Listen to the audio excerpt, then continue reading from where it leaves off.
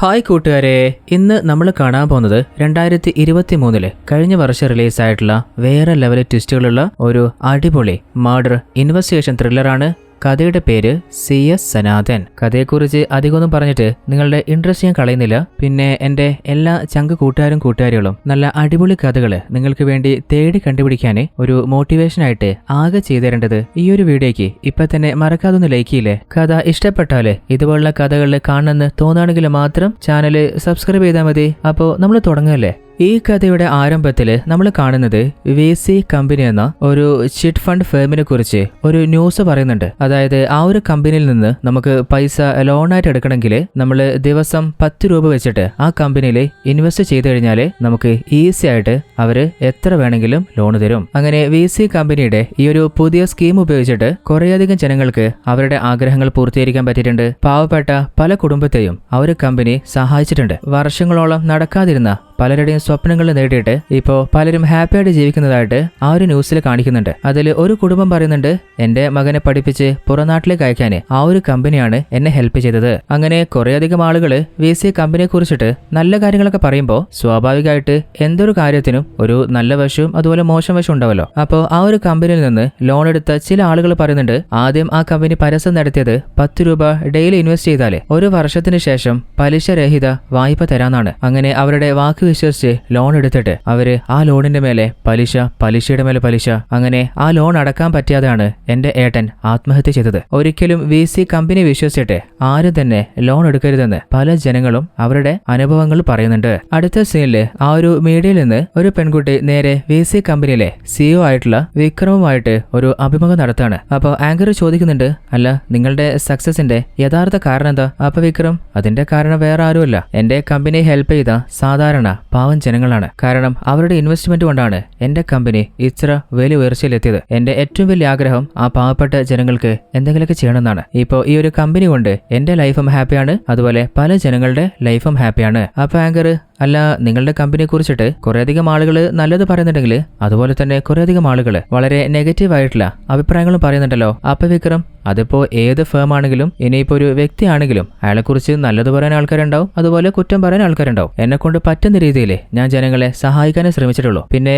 എന്റെ ഭാഗത്ത് എന്തെങ്കിലും തെറ്റുണ്ടെന്ന് നിങ്ങൾ തെളിയിക്കുകയാണെങ്കിൽ ഞാൻ കയറിൽ തൂങ്ങിയിട്ട് ആത്മഹത്യ ചെയ്യാൻ വരെ റെഡിയാണ്. അപ്പൊ ആങ്കർ, ഇത്രയ്ക്ക് സ്ട്രോങ് ആയിട്ട് പറയുന്നുണ്ടെങ്കിൽ നിങ്ങളുടെ ഭാഗത്ത് ന്യായമുള്ളത് കൊണ്ട് തന്നെയാണ്. എന്റെ ലൈഫിൽ നിങ്ങളെപ്പോലെ ഇത്രയ്ക്ക് ബോൾഡ് ആയിട്ടുള്ള ഒരാളെ ഞാൻ വളരെ റെയർ ആയിട്ട് കണ്ടിട്ടുള്ളൂ. അങ്ങനെ ആ ഒരു ഇന്റർവ്യൂ കഴിഞ്ഞ ശേഷം ആ ഒരു കമ്പനിയിൽ ഒരു ചെറിയ പാർട്ടി നടക്കുന്നുണ്ട്. ആ ഒരു പാർട്ടിയിലെ എല്ലാ ആളുകളും കൂടുതൽ അടിച്ച് കിറങ്ങിയിട്ട് ബോധം കെട്ട് വീണു പോവാണ്. ഇനിയിപ്പോ അവര് കഴിച്ച മദ്യത്തില് ഉറക്കക്കുളിക വല്ലതും മിക്സ് ചെയ്തിട്ടുണ്ടോ എന്നറിയില്ല. അതേ സമയത്ത് വിക്രമിനെ ആരോ നെഞ്ചില് ഷൂട്ട് ചെയ്ത് കൊലപ്പെടുത്തുകയും ചെയ്യുന്നുണ്ട്. ആ ഒരു ഗൺ ഫയർ ശബ്ദം കേട്ടിട്ട് കുടിച്ച് ബോധം കെട്ട ഒരു പ്യൂണില്ലേ, അയാൾ എഴുന്നേറ്റിട്ട്, അല്ല വിക്രം സാറിന്റെ ക്യാബിൽ നിന്നല്ലേ ആ ഒരു ശബ്ദം കേട്ടെ? അങ്ങനെ ക്യാബിലേക്ക് വന്ന് നോക്കുമ്പോ 4 പ്രാവശ്യം വിക്രമിന്റെ നെഞ്ചിൽ നിറയൊഴിച്ചിട്ട് അങ്ങനെ ആരോ കൊലപ്പെടുത്തിയിട്ട് പോയിട്ടുണ്ട്. ആ ഒരു കാഴ്ച കണ്ട് ഷോക്കായ പ്യൂണ് ഉടനെ തന്നെ പോലീസിനെ വിളിച്ച് ഇൻഫോം ചെയ്യാണ്. അടുത്ത സീനില് പോലീസ് സ്റ്റേഷനില് നമ്മുടെ ഇൻസ്പെക്ടറില്ലേ കമ്മീഷണർ വിളിച്ച് പറയുന്നുണ്ട്, VC കമ്പനിയുടെ CEOയെ തന്നെ ആരോ ഒരാള് കമ്പനിയിൽ കയറിയിട്ട് ഷൂട്ട് ചെയ്ത് കൊലപ്പെടുത്തിയിട്ട് പോയിട്ടുണ്ട്. ഈ ഒരു കേസ് കുറച്ച് സെൻസിറ്റീവ് ആണ്,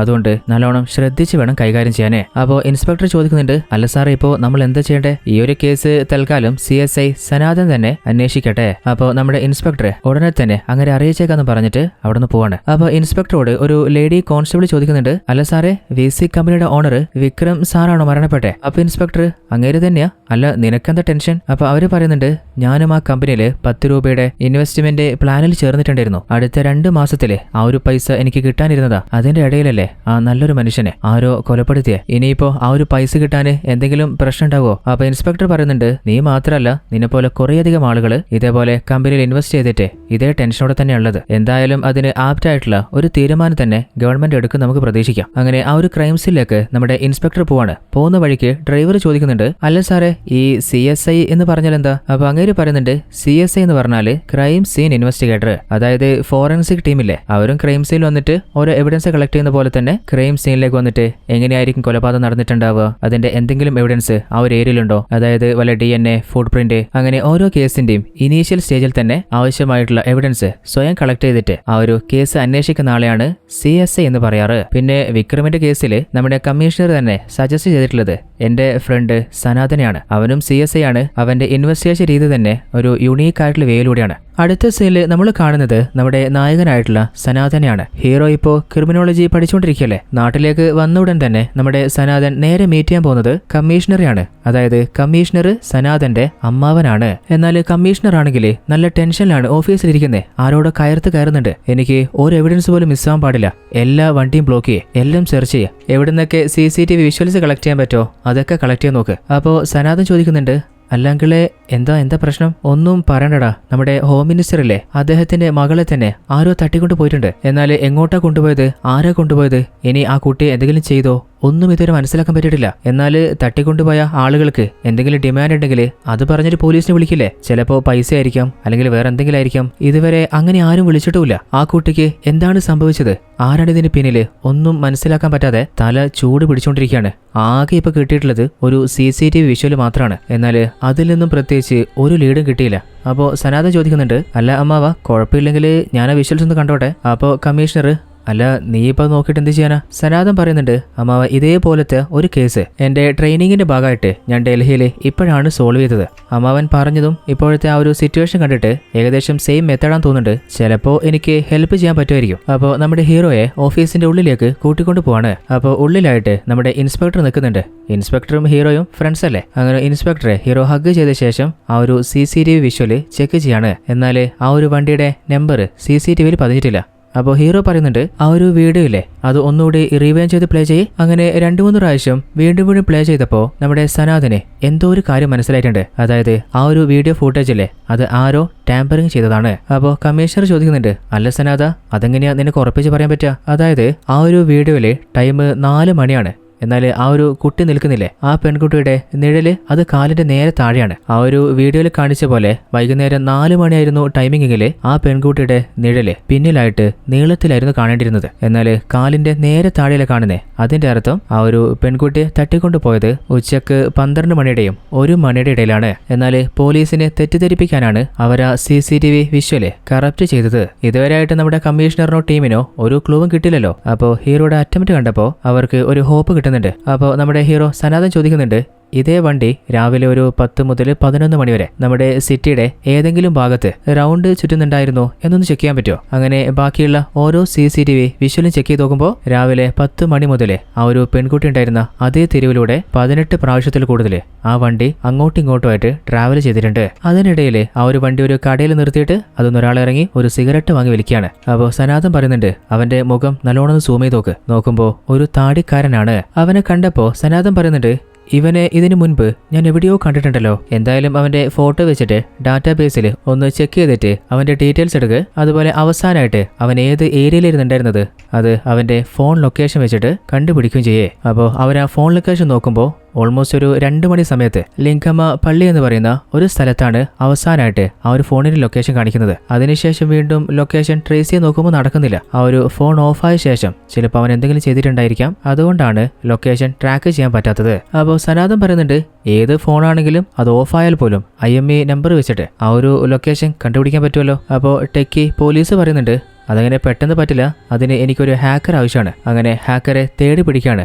അപ്പോൾ നമ്മുടെ സനാതൻ ആ ഹാക്കറോട് പറയുന്നുണ്ട്, എനിക്ക് എല്ലാ മൊബൈൽ കമ്പനിയുടെയും സെർവർ മുഴുവനായിട്ട് ഹാക്ക് ചെയ്യണം. എന്നാലും കമ്മീഷണർ, എടാ അതങ്ങനെ ചെയ്യാൻ പറ്റില്ല. ഇനിയിപ്പോൾ നമ്മൾ ഏതെങ്കിലും ടെലിഫോൺ കമ്പനിയുടെ സെർവർ ഹാക്ക് ചെയ്യാൻ ട്രൈ ചെയ്ത കാര്യം ആരെങ്കിലും അറിഞ്ഞാലേ പിന്നെ സമാധാനം പോവാനെ അത് മതി, വലിയ ചൊറയാവും. അപ്പോൾ സനാതൻ, ചില സമയത്ത് നമുക്ക് കേസ് ക്ലോസ് ചെയ്യണമെങ്കിൽ നിയമത്തിന്റെ വശം മാത്രം ഫോളോ ചെയ്താൽ മതിയാവില്ല. ഇനിയിപ്പോൾ നമ്മൾ പോയിട്ട് പെർമിഷൻ വാങ്ങി ആ ഒരു പെർമിഷൻ ലെറ്റർ കൊണ്ടുപോയിട്ട് ടെലിഫോൺ കമ്പനിക്ക് കൊടുത്തിട്ട് അവർ അത് വെരിഫൈ ചെയ്ത ശേഷം നമ്മളോട് പ്രോസസ്സ് കണ്ടിന്യൂ ചെയ്യാൻ പറയുമ്പോഴേക്കും തട്ടിക്കൊണ്ടുപോയ ആ ഒരു പെൺകുട്ടിക്ക് എന്ത് വേണമെങ്കിലും സംഭവിക്കാം. അവരുടെ ലക്ഷ്യം എന്താണെന്ന് നമുക്ക് ഇതുവരെ അറിയില്ല. ചിലപ്പോൾ ആ കുഞ്ഞിന്റെ ജീവന് വരെ ആപത്തായേക്കാം. എന്നാൽ നമ്മുടെ കമ്മീഷണറിന് എന്താണ് പറയേണ്ടതെന്ന് അറിയുന്നില്ല. നേരെ പോയിട്ട് ഹോം മിനിസ്റ്റർ ഫോൺ ചെയ്തിട്ട് പറയുന്നുണ്ട്, സാറിന്റെ മകളെ നമ്മൾ വേഗം കണ്ടുപിടിച്ചേക്കാം. എന്നാൽ അതിന് ഒരു ഹെൽപ്പ് വേണം. അതായത് ചില ടെലിഫോൺ കമ്പനികളുടെ സെർവർ ഒന്ന് ഹാക്ക് ചെയ്യേണ്ടി വരും. അപ്പോൾ മിനിസ്റ്റർ പറയുന്നുണ്ട്, നീ ഇനി എന്ത് ചെയ്താലും കുഴപ്പമില്ല, എനിക്ക് എന്റെ മകളെ തിരിച്ചു കിട്ടിയാൽ മതി, ഒരു പ്രശ്നം വരാതെ ഞാൻ നോക്കിക്കോളാം, ഇനി വന്നാലും ഞാനിത് കൈകാര്യം ചെയ്തോളാം. അപ്പോൾ മിനിസ്റ്റർ പറഞ്ഞ കാര്യം നമ്മുടെ സനാതനോട് കമ്മീഷണർ പറയുമ്പോൾ ഹാക്കറോട് വേഗം തന്നെ ഓരോ കമ്പനിയുടെയും സെർവർ ഹാക്ക് ചെയ്യാൻ പറയുന്നുണ്ട്. എന്നിട്ട് തട്ടിക്കൊണ്ടുപോയ ആ ഒരു താടിയിലെ അവന്റെ ഫോൺ ലൊക്കേഷന് IMEI നമ്പർ വെച്ചിട്ട് ഇപ്പോൾ ട്രാക്ക് ചെയ്ത് കണ്ടുപിടിക്കാൻ പറയാണ്. അങ്ങനെ അവനുള്ള ആ ഒരു ലൊക്കേഷനും പറഞ്ഞു കൊടുക്കാണ്. അങ്ങനെ നമ്മുടെ സനാതനിലെ ആ ഒരു ഏരിയയിലേക്ക് പോയി നോക്കുമ്പോൾ അവിടെ കുറേയധികം ഇല്ലീഗൽ പരിപാടികളൊക്കെ നടക്കുന്ന ഏതോ ഒരു ഏരിയ ആണ്. അതിനുള്ളിൽ തന്നെ ആ ഒരു കുഞ്ഞ് പെൺകുട്ടിയും അവർ കെട്ടിവെച്ചിട്ടുണ്ട്. സനാതൻ എന്തിനാണ് വന്നതെന്ന് അവർക്ക് മനസ്സിലായിട്ടുണ്ട്. അപ്പോൾ ഹീറോയെ വെറുതെ പറ്റുമോ? അങ്ങനെ ഹീറോയെ പഞ്ഞിക്കിടാൻ നോക്കുമ്പോൾ ഹീറോയാണെങ്കിൽ അവരുടെ അടുത്ത് പറത്തി അടിക്കുന്നുണ്ട്. നമ്മൾ ഈ പൊറോട്ടയ്ക്ക് അടിക്കില്ലേ അതുപോലെ. എന്നിട്ടും നിർത്താതെ അവിടുന്ന് ഒരു കരണ്ട് വയറ് പൊട്ടിച്ചിട്ട് ആ ഓരോ ഗ്യാങ്സ്റ്റേഴ്സിനെയും നമ്മുടെ ഹീറോ ഷോക്ക് അടിപ്പിച്ച് പഞ്ഞിക്കിടുകയാണ്. അവസാനം ആ ഒരു പെൺകുട്ടിയെ തട്ടിക്കൊണ്ടുവന്ന് നമ്മുടെ താടിയെയും അടിച്ച് പഞ്ചറാക്കിയിട്ട് ആ ഒരു കുഞ്ഞിനെ രക്ഷപ്പെടുത്തി നേരെ നമ്മുടെ ഹോം മിനിസ്റ്ററിന്റെ അരികിലെത്തിക്കുകയാണ്. അദ്ദേഹം വളരെ ഹാപ്പി ആയിട്ട് സനാതൻ, നീ ചെയ്ത ഈ ഒരു നന്ദിയില്ലേ അത് ഞാൻ ഒരിക്കലും മറക്കില്ല. പിന്നെ നമ്മുടെ ഡിപ്പാർട്ട്മെന്റിന് നിന്റെ ഹെൽപ്പ് കിട്ടിയാലേ പല കുറ്റവാളികളെയും നമുക്ക് എളുപ്പത്തിൽ കണ്ടുപിടിക്കാൻ പറ്റും. നമ്മുടെ ഇൻസ്പെക്ടർ ഡ്രൈവറോട് ഹീറോ സനാതനെ കുറിച്ചുള്ള ഫ്ലാഷ് ബാക്ക് അങ്ങനെ പറഞ്ഞു കൊടുക്കുകയാണ്. അടുത്ത സീനില് നമ്മുടെ ഹീറോ തന്റെ ടീമുമായിട്ട് കൊല്ലപ്പെട്ട വിക്രമിന്റെ കമ്പനിയിലേക്ക് വന്നിട്ട് അവിടുന്ന് ഓരോ എവിഡൻസും കളക്ട് ചെയ്തെടുക്കുന്നുണ്ട്. ആ ഒരു ഓഫീസ് റൂമിൽ നിന്ന് ഫിംഗർ പ്രിന്റ്, അതുപോലെ DNA കളക്ട് ചെയ്യാനായിട്ട് മുടിയുടെ സാമ്പിള്, അങ്ങനെ എല്ലാം സെറ്റ് ചെയ്തെടുത്ത ശേഷമാണ് വിക്രമിന്റെ ബോഡി ചെക്ക് ചെയ്യുന്നത്. അപ്പോഴാണ് 4 ബുള്ളറ്റ് അങ്ങയുടെ ശരീരത്തിൽ ഇറങ്ങിയിട്ടാണ് മരണപ്പെട്ടിട്ടുള്ളത്. എന്നിട്ട് ഹീറോ ചോദിക്കുന്നുണ്ട്, അല്ല വിക്രം കൊല്ലപ്പെട്ടപ്പോ ആദ്യം ബോഡി ആരാ കണ്ടേ? അപ്പോ ആ ഒരു പ്യൂൺ അങ്ങോട്ടേക്ക് വരാണ്. അല്ല ഇന്നലെ രാത്രി ശരിക്കും എന്താ ഓഫീസിൽ നടന്നേ? അയാൾ പറയുന്നുണ്ട്, സാറേ പാർട്ടിയിൽ പങ്കെടുത്ത എല്ലാ ആളുകളും മദ്യപിച്ച ശേഷം മയങ്ങിപ്പോയിരുന്നു. ശരിക്ക് പാർട്ടിയിൽ വെച്ച് എന്താ സംഭവിച്ചെന്ന് ആർക്കും മനസ്സിലായിട്ടില്ല. ഞാനും മയക്കത്തിലായിരുന്നു. പെട്ടെന്നാണ് ഗൺ സൗണ്ട് കേട്ടിട്ട് ആ ഒരു ശബ്ദം കേട്ടത് വിക്രം സാറിന്റെ റൂമിലെന്ന് മനസ്സിലായപ്പോ ഞാൻ പോയി നോക്കിയതാണ്. അപ്പോഴാണ് സാറിനെ ആരോ ഷൂട്ട് ചെയ്ത് കൊലപ്പെടുത്തിയതാണെന്ന് ഞാൻ കാണുന്നേ. അപ്പൊ ഹീറോ, അല്ല തനിക്ക് സംശയം തോന്നുന്ന ആരെങ്കിലും അല്ലെങ്കിൽ എന്തെങ്കിലും കണ്ടിരുന്നോ? ഇല്ല സാറേ, അങ്ങനെ ഒന്നും ഞാൻ കണ്ടിട്ടില്ല. അതിനുശേഷം അവരവിടുന്ന് പറഞ്ഞുവിടാണ്. അതേ സമയത്ത് ആ ഒരു ക്രൈം സീനിൽ നിന്ന് 4 ബുള്ളറ്റ് സാമ്പിൾ കളക്ട് ചെയ്തിട്ടുണ്ട്. വിക്രമിന്റെ ശരീരത്തിലും 4 ബുള്ളറ്റിൽ കയറിയിട്ടുണ്ടായിരുന്നേ. എന്നാൽ അതിലൊരു കുഴപ്പമുണ്ട്. 3 ബുള്ളറ്റ് 6 mm-ൻ്റെതാണ്. അത് വിക്രമിന്റെ സ്വന്തം ഗണ്ണിൽ നിന്ന് ഷൂട്ട് ചെയ്തതാണ്. എന്നാൽ 4-മത്തത് അത് 3 mm-ൻ്റെതാണ്. ആ ഒരു ബുള്ളറ്റ് മാത്രം വേറെ ആരോ ഒരു ഗണ്ണ് കൊണ്ടുവന്നിട്ട് അതിൽ നിന്ന് ഷൂട്ട് ചെയ്തതാണ്. എന്നിട്ട് അസിസ്റ്റന്റിനോട് പറയുന്നുണ്ട്, ഈ ഒരു ബുള്ളറ്റ് എന്തായാലും ടെസ്റ്റിനയക്ക് ഏത് ഗണ്ണാണ് യൂസ് ചെയ്തെന്ന് അറിയാലോ. അതുപോലെ ആ ഒരു ക്രൈം സീനില്ലേ അവിടത്തേക്ക് അധികം ആരും വരാതെ എവിഡൻസ് നശിച്ചു പോവാതിരിക്കാന്, കണ്ടാമിനേറ്റ് ആവാതിരിക്കാന് ഒന്ന് ശരിക്കും സൂക്ഷിച്ചോ. അടുത്ത സീനിൽ നമ്മൾ കാണുന്നത് ഫോറൻസിക് ലാബിലാണ്. വിക്രമിന്റെ ബോഡി ചെക്ക് ചെയ്തപ്പോൾ വിക്രമിന്റെ ശരീരത്തിൽ നിന്ന് 4 ബുള്ളറ്റ് കിട്ടിയിട്ടുണ്ട്. എന്നാൽ ആദ്യം ബുള്ളറ്റ് ഇറങ്ങിയപ്പോൾ തന്നെ വിക്രം മരണപ്പെട്ടു പോയിരുന്നു. എന്നാൽ വിക്രം മരണപ്പെടാനുള്ള കാരണമായിട്ടില്ല ആദ്യം ഷൂട്ട് ചെയ്ത ആ ഒരു ബുള്ളറ്റില്ലേ അത് മാത്രം വിക്രമിന്റെ ബോഡിയിലില്ല. ബാക്കി 3 ബുള്ളറ്റും ഇപ്പോഴും ശരീരത്തിലുണ്ട്. അപ്പോൾ ഹീറോ ചോദിക്കുന്നുണ്ട്, അല്ല അതെങ്ങനെ നിങ്ങൾക്ക് ഉറപ്പിക്കാൻ പറ്റുക? ആദ്യത്തെ ബുള്ളറ്റിൽ അദ്ദേഹം മരണപ്പെട്ടു, അതിനുശേഷം 3 ബുള്ളറ്റ് വെറുതെ ആവശ്യമില്ലാതെ ഷൂട്ട് ചെയ്തതാണെന്നാണ് നിങ്ങൾ പറയുന്നത്. അപ്പോൾ ഡോക്ടർ പറയുന്നുണ്ട്, ആ ഒരു മുറിവിന്റെ വലിപ്പം വെച്ചിട്ടാണ് ഞാൻ ഈ കാര്യം പറയുന്നത്. ഫസ്റ്റ് ബുള്ളറ്റ് അല്ലേ അത് നല്ല ആഴത്തിൽ ഇറങ്ങിയിട്ടുണ്ട്, അതുകൊണ്ടാണ് ആ ബുള്ളറ്റ് കാണാത്തത്. ബാക്കി 3 ചെറുതായിട്ട് ഇറങ്ങിയിട്ടുള്ളൂ. അപ്പൊ ഹീറോ, അല്ല വേറെ എന്തെങ്കിലും കണ്ടെത്താൻ പറ്റുമോ? ഡോക്ടർ പറയുന്നുണ്ട്, സാധാരണ ബുള്ളറ്റുകളിൽ പല വിധമുണ്ട്. അതായത് ഇരുമ്പിന്റെ ബുള്ളറ്റ്, അതുപോലെ റബ്ബറിൻ്റെത്, പിന്നെ ഷാർപ്പായിട്ടുള്ള ഐസ് വെച്ചിട്ടുള്ളത്, അതുപോലെ സ്ട്രോങ് ആയിട്ടുള്ള ഫൈബർ പ്ലാസ്റ്റിക് വെച്ചിട്ടുള്ളത്. എന്നാൽ വിക്രമിന്റെ ശരീരത്തിൽ നിന്ന് ഇപ്പോൾ നമ്മൾ കണ്ടെത്തിയ 3 ബുള്ളറ്റില്ലേ അത് 3ഉം ഇരുമ്പിന്റെ ബുള്ളറ്റാണ്. എന്നാൽ മരണകാരനായിട്ടുള്ള ആ ഒരു ബുള്ളറ്റ് അത് ഏതാണെന്ന് ഇതുവരെ മനസ്സിലായിട്ടില്ല. അതിന്റെ ഷെല്ല് ലാബിലേക്ക് അയച്ചിരിക്കല്ലേ, റിസൾട്ട് വന്നാലേ നമുക്ക് ഉറപ്പിക്കാൻ പറ്റുള്ളൂ. കൂടുതൽ ഡീറ്റെയിൽസ് മനസ്സിലാക്കാൻ പോസ്റ്റ്മോർട്ടം റിപ്പോർട്ട് കിട്ടുന്നവരെ ഒന്ന് കാത്തിക്കണം. അങ്ങനെ നമ്മുടെ ഹീറോ അവിടെ നിന്ന് തിരിച്ചു പോവാണ്. അപ്പോൾ ലാബിന്റെ പുറത്തായിട്ട് വിക്രമിന്റെ ഭാര്യ നിമ്മി നിൽക്കുന്നുണ്ട്. അപ്പൊ ഹീറോ, നിങ്ങളുടെ ലോസിൽ ഞങ്ങൾക്ക് സങ്കടമുണ്ട്. പിന്നെ ഇപ്പോഴാണ് പോസ്റ്റ്മോർട്ടം സ്റ്റാർട്ട് ചെയ്തിട്ടുള്ളത്, അത് കഴിഞ്ഞ ഉടൻ തന്നെ നിങ്ങൾക്ക് ബോഡി കൈമാറി തരാം. അപ്പോൾ നിമ്മി പറയുന്നുണ്ട്, അത് സാരമില്ല,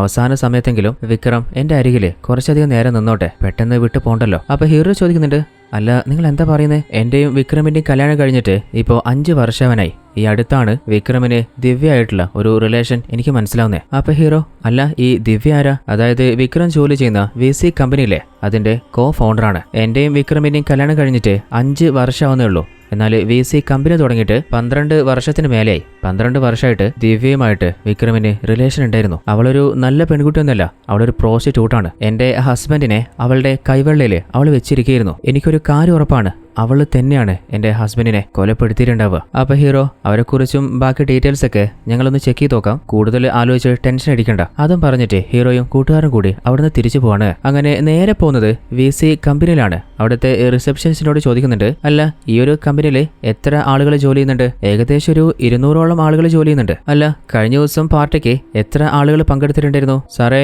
ഏകദേശം ഒരു 30 ആളുകൾ. അപ്പൊ ഹീറോ, അല്ല ബാക്കി ആളുകൾ എന്താ പങ്കെടുക്കാതിരുന്നത്? അതൊന്നുമില്ല സാറേ, പാർട്ടി പെട്ടെന്ന് തീരുമാനിച്ചതാ. അതുകൊണ്ട് തന്നെ ബാക്കിയുള്ള ആളുകൾക്ക് ഇങ്ങനെ ഒരു പാർട്ടി നടക്കുന്ന കാര്യം തന്നെ അറിയില്ല. അതുകൊണ്ടാണ് അറിഞ്ഞ ആളുകൾ മാത്രം പങ്കെടുത്തത്. അപ്പൊ ഹീറോ അങ്ങനെയാണെങ്കിൽ കഴിഞ്ഞ ദിവസം പാർട്ടിക്ക് പങ്കെടുത്ത ആളുകളില്ലേ, അവരുടെ ഡീറ്റെയിൽസ് അതുപോലെ അവരെനിക്ക് ഉടനെ ഒന്ന് കാണണല്ലോ. അങ്ങനെ ഡീറ്റെയിൽസ് വാങ്ങിയ ശേഷം അവരെ 30 ആളുകളെയും ഹീറോ ചോദ്യം ചെയ്യാണ്. അപ്പോഴാണ് ഹീറോയ്ക്ക് പരിചയമുള്ള ഒരു പെൺകുട്ടിയെ ആ കൂട്ടത്തിൽ കാണുന്നത്. അതായത് ഇവളുടെ പേരാണ് മായ. ഇവള് വേറെ ആരുമല്ല, നമ്മുടെ ഹീറോയുടെ എക്സ് ലവർ ആയിരുന്നു. ആഹാ, മായ ഇപ്പോ ഈ കമ്പനിയിലാണോ ജോലി ചെയ്യുന്നത്? ഹീറോ നോക്കി നിൽക്കുമ്പോഴാണ് അവരുടെ ചില ഫ്ലാഷ് ബാക്ക് നമ്മൾ കാണുന്നത്. നമ്മുടെ സനാതനും മായയും കഴിഞ്ഞ 2 വർഷം മുമ്പ് പ്രണയത്തിലായിരുന്നു. അങ്ങനെ ഒരു ദിവസം നമ്മുടെ ഹീറോയെ വിളിപ്പിച്ചിട്ട്, എനിക്ക് നീ തീരെ പ്രാധാന്യം തരുന്നില്ല, എപ്പോഴും നിന്റെ ജോലി കരിയർ എന്ന് പറഞ്ഞിട്ട് നീ നിന്റെ കാര്യം മാത്രമാണ് നോക്കുന്നത്. ഇന്ന് പോലും എന്നെ മീറ്റ് ചെയ്യാന് ഞാൻ പറഞ്ഞ ടൈം കഴിഞ്ഞിട്ട് എത്രയായി? എനിക്ക് തീരെ ഇമ്പോർട്ടൻ്റ് തരാത്ത ഒരു റിലേഷനിൽ എനിക്ക് താല്പര്യമില്ലെന്ന് പറഞ്ഞിട്ട് അവൾ ബ്രേക്കപ്പും പറഞ്ഞെന്ന് പോയതാണ്. ആ ഒരു സമയത്ത് നമ്മുടെ ഹീറോ CSI പഠിച്ചുകൊണ്ടിരിക്കുകയാണ്. അതിനിടയിലും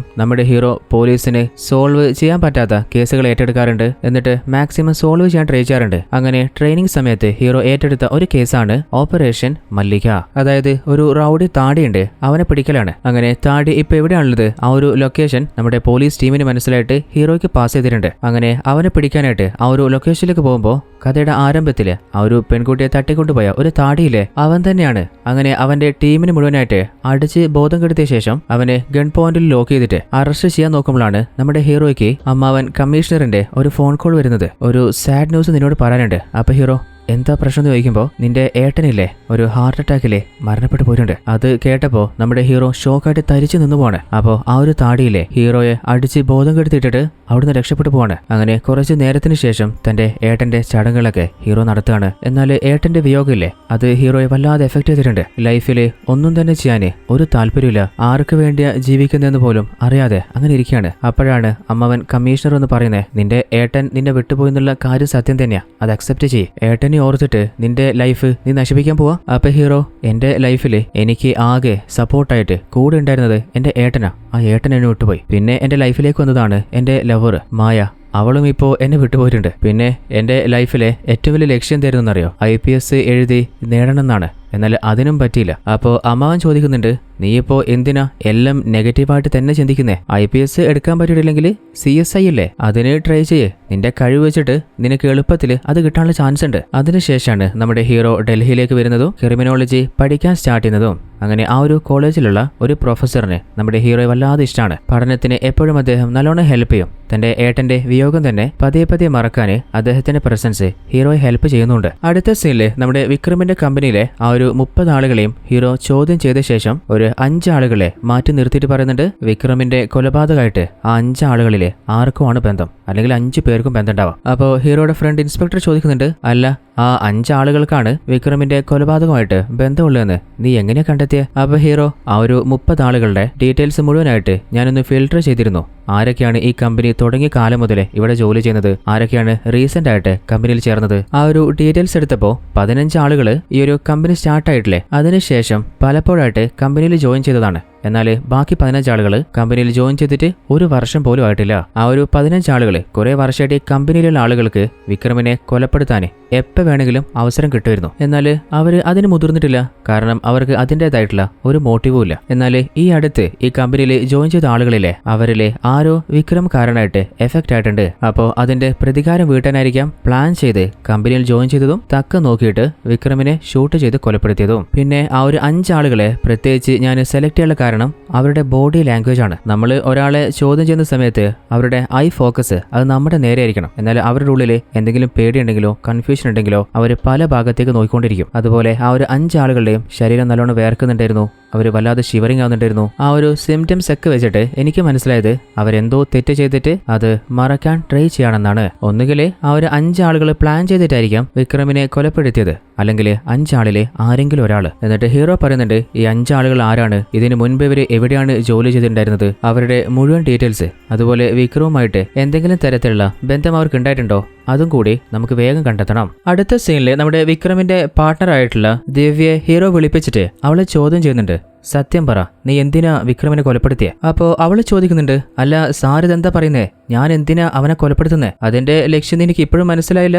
നീയും അവനും മാത്രമാണ് ഈ കമ്പനിയുടെ പാർട്ട്നേഴ്സ്. പാർട്ട്ണറിൽ ഒരാൾ മരണപ്പെട്ടാല് പിന്നെ ഈ കമ്പനിയുടെ സ്വത്ത് മുഴുവൻ ആർക്കാ വരിക? നിനക്കല്ലേ? അപ്പൊ സ്വത്തിന് ആഗ്രഹിച്ചിട്ടാണ് നീ അവനെ കൊലപ്പെടുത്തിയത്. അപ്പോ ദിവ്യ പറയുന്നുണ്ട്, അത് സാറിന്റെ കണക്കൂട്ടൽ മാത്രമാണ്. എനിക്ക് അവനെ കൊന്നുകളയണമെന്ന് ഒരാഗ്രഹം ഉണ്ടായിരുന്നില്ല. അങ്ങനെ ഉണ്ടായിരുന്നെങ്കിൽ എത്ര വർഷമായി കമ്പനി തുടങ്ങിയിട്ട് എപ്പോൾ വേണമെങ്കിലും എനിക്കത് ചേരുന്നല്ലോ. പിന്നെ സാറ് പറഞ്ഞ പോലെ ഞാനും വിക്രവും മാത്രമല്ല ഈ VC കമ്പനിയുടെ പാർട്ട്നേഴ്സ്, വേറൊരാൾ കൂടി ഉണ്ട്. നമ്മുടെ മിനിസ്റ്റർ രാജവർദ്ധനില്ലേ, അദ്ദേഹവും നമ്മുടെ കമ്പനിയുടെ ഒരു പാർട്ട്ണറാണ്. അപ്പോൾ ഹീറോ ഷോക്കായിട്ട് ചോദിക്കുന്നുണ്ട്, അല്ല മിനിസ്റ്റർ നിങ്ങളുടെ കമ്പനിയിലെ ഒരു പാർട്ട്ണറാണെന്നോ? എന്നിട്ട് ഇത്രയും നാളും എന്താ ഇതിനെക്കുറിച്ച് ഒന്നും പറയാതിരുന്നത്? അതായത് അദ്ദേഹം ഒരു സാധാരണ പാർട്ട്ണർ മാത്രമാണ്. അദ്ദേഹം ഇൻവെസ്റ്റ് ചെയ്തിട്ടുള്ള പൈസ എപ്പോഴാണോ വിഡ്രോ ചെയ്തിട്ട് പോകുന്നത് അന്നത്തോടെ അദ്ദേഹവും നമ്മുടെ കമ്പനിയുമായിട്ടുള്ള പാർട്ട്ണർഷിപ്പ് ഡീൽ അവസാനിക്കും. അതുകൊണ്ട് തന്നെ ഈ ഒരു കാര്യം വലിയ ഇമ്പോർട്ടന്റ് അല്ല എന്ന് കരുതിയിട്ടാ ഞാൻ പറയാതിരുന്നേ. അപ്പൊ ഹീറോ, അതവിടെ നിൽക്കട്ടെ, നിങ്ങളും വിക്രമും തമ്മിലുള്ള റിലേഷൻ എങ്ങനെയായിരുന്നു? അവള് പറയുന്നുണ്ട്, നല്ല ഫ്രണ്ട്ഷിപ്പ് ആയിരുന്നു, അതുപോലെ നല്ല പാർട്ട്നേഴ്സും ആയിരുന്നു. അപ്പൊ ഹീറോ, അതിൽ കൂടുതലായിട്ട് ഫിസിക്കലി എന്തെങ്കിലും റിലേഷൻ ഉണ്ടായിരുന്നോ? അതിപ്പോ ഉണ്ടായിരുന്നെങ്കിൽ എന്താ, ഇല്ലെങ്കിൽ എന്താ, അതെന്റെ പേഴ്സണൽ അല്ലേ. അപ്പൊ ഹീറോ, പിന്നെ ആ ഒരു പാർട്ടിയിൽ വെച്ചിട്ട് നിങ്ങൾക്ക് സംശയം തോന്നുന്ന ആരെങ്കിലും അല്ലെങ്കിൽ എന്തെങ്കിലും സാഹചര്യങ്ങൾ നിങ്ങൾ നോട്ട് ചെയ്തിരുന്നോ? വിക്രമിനോട് ദേഷ്യമുള്ള ആരെങ്കിലും കണ്ടിരുന്നോ? അങ്ങനെ പ്രത്യേകിച്ച് ആരും കണ്ടതായിട്ട് ഓർക്കുന്നില്ല. പിന്നെ ആ ഒരു പാർട്ടിയിൽ നമ്മുടെ മിനിസ്റ്റർ അല്ലേ രാജവർദ്ധൻ, അദ്ദേഹം വന്നിരുന്നു. 9 മണിക്ക് വന്നു, ഒരു 1.5 മണിക്കൂർ കഴിഞ്ഞ് 10:30 തിരിച്ചും പോയി. പിന്നെ നിങ്ങൾ പറഞ്ഞ പോർത്തത് കുറച്ച് വിയേർഡായിട്ട് തോന്നിയ ഒരേ ഒരു കാര്യം എന്താണെന്ന് വെച്ചാൽ വിക്രം നമ്മുടെ കമ്പനിയുടെ ഓഡിറ്ററുമായിട്ട് എന്തൊക്കെയോ കാര്യങ്ങൾ പറഞ്ഞ് അങ്ങോട്ടും ഇങ്ങോട്ടും പ്രശ്നം ഉണ്ടാക്കുന്നുണ്ടായിരുന്നു. അതല്ലാതെ വേറെ ഒന്നും ഞാൻ കണ്ടില്ല.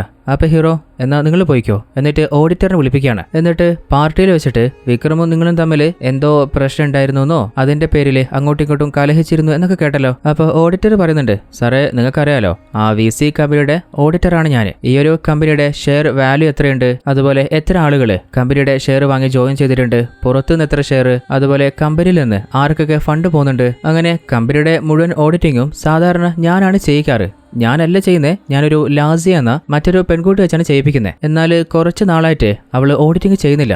അപ്പോൾ ഞാൻ സ്വന്തമായിട്ട് ചെയ്യാൻ തുടങ്ങി. എന്നാൽ കുറച്ച് നാള് ചെയ്യാത്തതുകൊണ്ട് തന്നെ കുറച്ച് ഡിലേ വരാൻ തുടങ്ങി. അപ്പൊ അതിന്റെ പേരിലാണ് അന്ന് വിക്രം സാറ് എന്നോട് ദേഷ്യത്തിൽ സംസാരിച്ചുകൊണ്ടിരുന്നത്, അല്ലാതെ വേറെ പ്രശ്നങ്ങളൊന്നും ഉണ്ടായിരുന്നില്ല. അപ്പൊ ഹീറോ, അല്ല ഓഡിറ്ററെ, കഴിഞ്ഞ ദിവസത്തെ പാർട്ടിയിൽ എന്തെങ്കിലും വിയേർഡായിട്ട് നിങ്ങൾ നോട്ട് ചെയ്തിരുന്നോ? അപ്പോൾ അങ്ങേര് പറയുന്നുണ്ട്, ആ ഒരു പാർട്ടിയിൽ എല്ലാവരും ഹാപ്പി ആയിട്ട് മദ്യപിച്ച് ഡാൻസ് കളിച്ചുകൊണ്ടിരുന്നപ്പോ വിക്രം സാറില്ലേ, അങ്ങേര് മനഃപൂർവ്വം അങ്ങേരുടെ മദ്യം ലാസിയുടെ മേത്തൊഴിച്ചു. എന്നിട്ട് ക്ലീൻ ചെയ്യുന്ന പോലെ അവളുടെ ശരീരത്തിൽ ടച്ച് ചെയ്യാൻ ശ്രമിച്ചു. എന്നാൽ അവൾക്കത് തീരെ ഇഷ്ടപ്പെട്ടിട്ടില്ല. വിക്രമിനോട് കടിച്ചു കയറിയിട്ട് അവള് കുറച്ച് ദൂരെ പോയിട്ട് ആരോടെങ്കിലും പറയാനും പറ്റാതെ അവൾക്ക് നീതിയും കിട്ടാതെ സങ്കടത്തിൽ നിൽക്കുന്ന ഞാൻ കണ്ടിരുന്നു. അങ്ങനെയാണെങ്കിൽ ഓഡിറ്ററെ നിങ്ങൾ പോയിക്കോ. എന്നിട്ട് ലാസിയെ വിളിപ്പിക്കുകയാണ്. അവളോട് ചോദിക്കുന്നുണ്ട്, അല്ല നീ എന്തിനാ വിക്രമിനെ കൊന്നുകളഞ്ഞേ? അപ്പൊ അവള് ഷോക്കായിട്ട് ചോദിക്കുന്നുണ്ട്, ആര്? ഞാനാ? നീ തന്നെയാണ്. വിക്രം പല പ്രാവശ്യം നിന്നെ സെക്ഷലി അബ്യൂസ് ചെയ്യാൻ ട്രൈ ചെയ്തിട്ടുണ്ട്. അതുകൊണ്ടല്ലേ ഓൾറെഡി ആ ഒരു കമ്പനിയുടെ ഓഡിറ്റിംഗ് നീ നടത്തിക്കൊണ്ടിരുന്നത് പെട്ടെന്ന് നീ അങ്ങ് നിർത്തിയത്. അങ്ങനെ നീ പ്ലാൻ ചെയ്തിട്ടാണ് ആ ഒരു പാർട്ടിക്ക് പോയതും വിക്രമും അതുപോലെ ആ പാർട്ടിയിൽ പങ്കെടുത്ത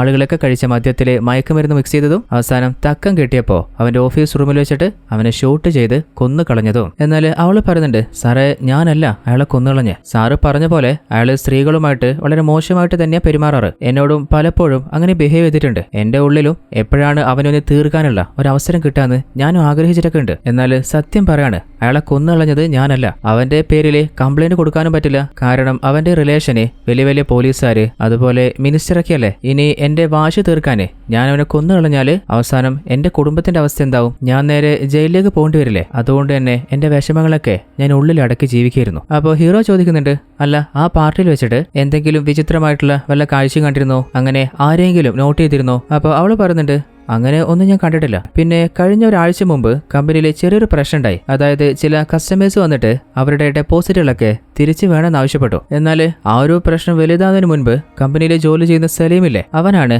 അവരെ മുഴുവൻ സമാധാനിപ്പിച്ചത്. നിങ്ങളുടെ പൈസ എവിടെയും പോവില്ല, ഓൾറെഡി നമ്മൾ വാക്ക് തന്ന പോലെ തന്നെ ഡബിൾ മടങ്ങായിട്ട് പറഞ്ഞ സമയത്ത് നിങ്ങൾക്ക് പൈസ തിരിച്ചു കിട്ടും. അങ്ങനെ അവരെ സമാധാനിപ്പിച്ച് അവൻ തിരിച്ചയക്കായിരുന്നു. അതിനുശേഷം വിക്രം സാറിനെ സലീമിനെ ഭയങ്കര വിശ്വാസമായി എപ്പോഴും അവനെ കൂടെ കൊണ്ടെടുക്കാനും തുടങ്ങി. അപ്പൊ ഹീറോ, അല്ല ഈ സലീമാരാ? നമ്മുടെ കമ്പനിയിൽ ജോലി ചെയ്യുന്നൊരുത്തനാ. അങ്ങനെ അടുത്തതായിട്ട് സലീമിനെ വിളിച്ച് ചോദ്യം ചെയ്യാണ്. എന്നാൽ വിക്രമിനെ കൊലപ്പെടുത്താനുള്ള ഒരു മോട്ടീവും സലീമിലില്ലാലോ. സലീമിനോട് ചോദിക്കുന്നുണ്ട്, കഴിഞ്ഞ പാർട്ടിയിൽ വിചിത്രമായിട്ട് നിങ്ങൾ എന്തെങ്കിലും നോട്ട് ചെയ്തിരുന്നോ? അപ്പോൾ സലീം പറയുന്നുണ്ട്, കഴിഞ്ഞ ദിവസത്തെ പാർട്ടിയുടെ ഇടയിൽ നമ്മുടെ സെക്യൂരിറ്റി റൂമിലേക്ക് ഏതോ ഒരുത്തൻ മുഖംമൂടി കെട്ടിട്ട് കയറി പോന്നെ കണ്ടിരുന്നു. എന്നാൽ അവന്റെ ഫേസ് ഞാൻ ശരിക്കും കണ്ടിട്ടില്ല. അതുപോലെ ഒരുത്തന് ഞാൻ മുമ്പ് കണ്ടതായിട്ട് ഓർക്കുന്നില്ല. അപ്പോൾ ഹീറോ ചോദിക്കുന്നുണ്ട്, അല്ല ദിവ്യയെക്കുറിച്ച് തനിക്ക് എന്താ അഭിപ്രായം? വിക്രമിന്റെ കൊലയായിട്ട് അവൾക്ക് എന്തെങ്കിലും ബന്ധം ഉണ്ടാവാനുള്ള സാധ്യതയുണ്ടോ? സാറേ, അവളെക്കുറിച്ച് പറയുകയാണെങ്കിൽ അവളൊരു മോശപ്പെട്ട പെണ്ണാണ്.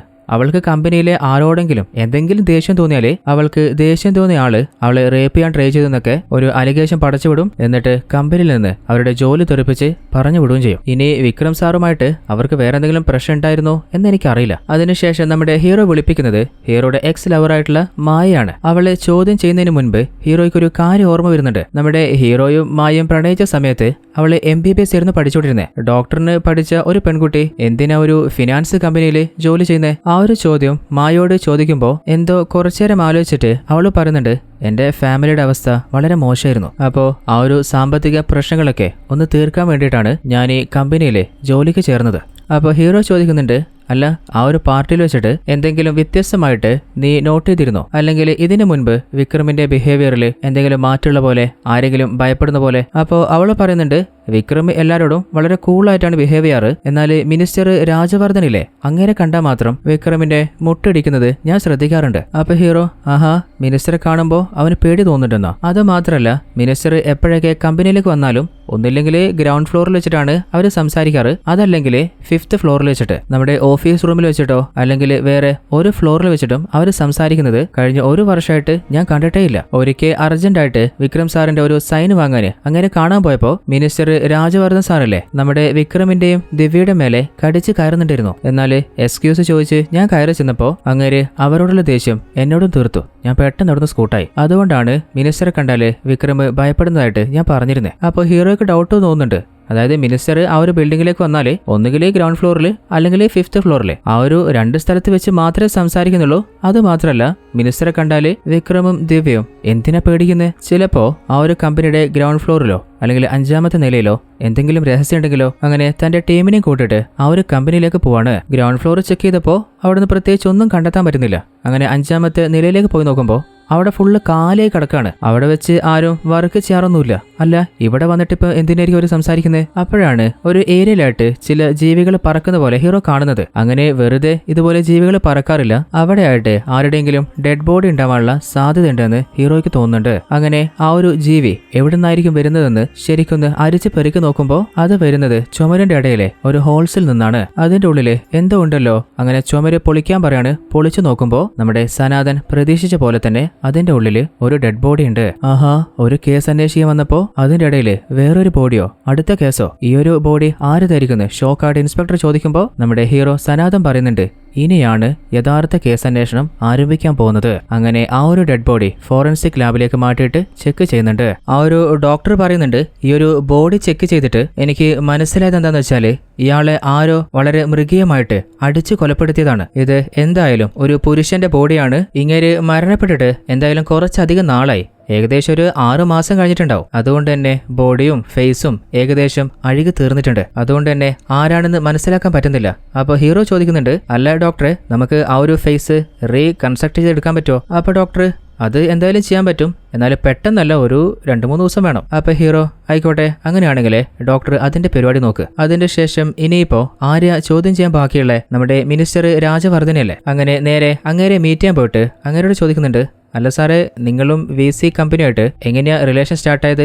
എങ്ങനെയാ ഇൻവെസ്റ്റ്മെന്റ് തുടങ്ങിയ? ആ കമ്പനിയുടെ ഓണറില്ലേ വിക്രം, അവന്റെ ലക്ഷ്യം എന്തായിരുന്നു വെച്ചാല് പാവപ്പെട്ട സാധാരണ ജനങ്ങൾക്ക് എന്തെങ്കിലും നല്ല കാര്യങ്ങൾ ചെയ്യണം. അതിനു വേണ്ടിയിട്ട് രാവും പകലും അവൻ കഷ്ടപ്പെട്ടിട്ടുണ്ടായിരുന്നു. അപ്പോൾ അത് മനസ്സിലായപ്പോ നല്ലൊരു ഉദ്ദേശത്തോടെയല്ലേ അവൻ ആ ബിസിനസ് സ്റ്റാർട്ട് ചെയ്തേ. അപ്പോൾ ഞാൻ എന്റെ കുറച്ച് പങ്ക് അതിൽ ഇൻവെസ്റ്റ് ചെയ്തതാണ്. വിക്രം ഒരു നല്ല മനുഷ്യനായിരുന്നു, അതുകൊണ്ട് തന്നെ അവൻ എനിക്ക് വല്ലാതെ ഇഷ്ടമായിരുന്നു. അപ്പോൾ ഹീറോ ചോദിക്കുന്നുണ്ട്, വിക്രം നല്ല മനുഷ്യനായിരുന്നെങ്കിലേ എന്തിനാ സാറ് പിന്നെ അവന് കൊന്നുകളഞ്ഞേ? അപ്പോൾ ദേഷ്യത്തില് മന്ത്രി ചോദിക്കുന്നുണ്ട്, നീ ആരുടെ മുമ്പിൽ വന്നിട്ട് എന്താ സംസാരിക്കുന്നതെന്ന് നിനക്ക് ബോധമുണ്ടോ? ഞാന് മനസ്സ് വെച്ചാലേ ഇപ്പൊ തന്നെ നിന്റെ ജോലി തെറിക്കും. അപ്പൊ ഹീറോ, നിങ്ങൾക്ക് ചെയ്യാൻ പറ്റുന്നത് നിങ്ങളങ്ങ് ചെയ്യേ. അതിനു മുൻപ് എനിക്ക് ചില ചോദ്യം ചോദിക്കാണ്ട് അതിന്റെ ആൻസർ കിട്ടിയാല് തരക്കേടില്ലായിരുന്നു. നിങ്ങളും ആ ഒരു കമ്പനിയിലെ ഒരു പാർട്ട്ണർ ആയിരുന്നില്ലേ? ആ വിക്രമിനെ അങ്ങ് തീർത്തു കളഞ്ഞിട്ട് കമ്പനിയിലെ ബാക്കി മുഴുവൻ സ്വത്തും തന്റെ പേരിലാക്കാന്ന് നിങ്ങൾ കരുതിയിരുന്നില്ലേ? അപ്പൊ മന്ത്രി, നീ പറയുന്നത് എന്തിന്റെ അടിസ്ഥാനത്തിലാ? ഞാൻ എന്തിനാടോ അവനെ കൊന്നുകളയണ്ടേ? ഒരു കാര്യം ചെയ്, മോൻ പോയിട്ട് വ്യക്തമായിട്ടുള്ള എവിഡൻസും അറസ്റ്റ് വാറണ്ടുമായിട്ട് എന്നെ കാണാവാ. എന്നിട്ട് എന്നിട്ട് ഞാൻ പറയാം. അടുത്ത സീനില് നമ്മുടെ ഹീറോയുടെ എക്സ് ലവറിലെ മായ അവള് ഹീറോയോട് എന്തോ ഒരു പ്രധാനപ്പെട്ട കാര്യം പറയണമെന്ന് പറഞ്ഞിട്ടുണ്ട്. അപ്പോൾ അവളെ മീറ്റ് ചെയ്യാന് ഹീറോ പോവാണ്. അപ്പോൾ അവള് നമ്മുടെ ഹീറോയോട് ഹീറോയുടെ ലൈഫിനെ കുറിച്ച് ചോദിക്കുമ്പോൾ തന്റെ ലൈഫിൽ സംഭവിച്ച എല്ലാ കാര്യം അവളോട് പറയുന്നുണ്ട്. എന്നിട്ട് അവളുടെ ലൈഫിനെ കുറിച്ച് ചോദിക്കുമ്പോൾ അവള് പറയുന്നുണ്ട്, എന്റെ അച്ഛൻ എന്നെ ഡോക്ടറാക്കാൻ വേണ്ടിയിട്ട് അല്ലാതെ കഷ്ടപ്പെട്ടിരുന്നു. ആ ഒരു സമയത്ത് ഞാൻ പോലും അറിയാതെ ഒരു ഫൈനാൻസ് കമ്പനിയിൽ നിന്ന് കുറച്ചധികം കടം വാങ്ങിയിട്ടായിരുന്നു എന്റെ പഠനം മുന്നോട്ട് കൊണ്ടുപോയിരുന്നത്. എന്നാൽ ആ ഒരു കമ്പനിയിൽ നിന്ന് ആദ്യം ലോൺ എടുക്കുന്നതിന് മുൻപ് അവര് പറഞ്ഞിരുന്നത് ചെറിയ പലിശ മാത്രമേ വരുള്ളൂ, എളുപ്പത്തിൽ അടച്ചു വീട്ടാന്നാണ്. എന്നാൽ ലോൺ എടുത്ത് കുറച്ച് കഴിഞ്ഞപ്പോഴാണ് അച്ഛന് മനസ്സിലായത് അച്ഛൻ വാങ്ങിയതിലും 10 ഇരട്ടി പൈസയാണ് അവർ തിരിച്ചടിക്കാനായിട്ട് പലിശയായിട്ട് അച്ഛന്റെ തലയിൽ വെച്ചു കൊടുത്തത്. എന്നാൽ എത്ര കഷ്ടപ്പെട്ടിട്ടും അച്ഛനത് അടയ്ക്കാൻ പറ്റിയില്ല. അവരാണെങ്കിൽ വല്ലാതെ ടോർച്ചർ ചെയ്യാൻ തുടങ്ങി. അങ്ങനെ മാനസികമായിട്ട് വല്ലാതെ തകർന്നപ്പോ അച്ഛനൊരു മോശം തീരുമാനം എടുക്കായിരുന്നു. ഈ ലോകത്തു നിന്ന് തന്നെ അച്ഛൻ ഞങ്ങളെ വിട്ടുപോയി. അവളുടെ ലൈഫിനെ കുറിച്ച് കേൾക്കുമ്പോൾ ഹീറോയ്ക്ക് വല്ലാതെ സങ്കടമാവുന്നുണ്ട്. അപ്പോഴാണ് നമ്മുടെ ഹീറോയ്ക്ക് ഒരു കോള് വരുന്നത്. അതായത് ഫോറൻസിക് ലാബിലെ അവസാനമായിട്ടൊരു ഡെഡ് ബോഡി ചെക്ക് ചെയ്യാൻ കൊടുത്തിരുന്നില്ലേ, അവർക്ക് എന്തോന്ന് മനസ്സിലായിട്ടുണ്ട്,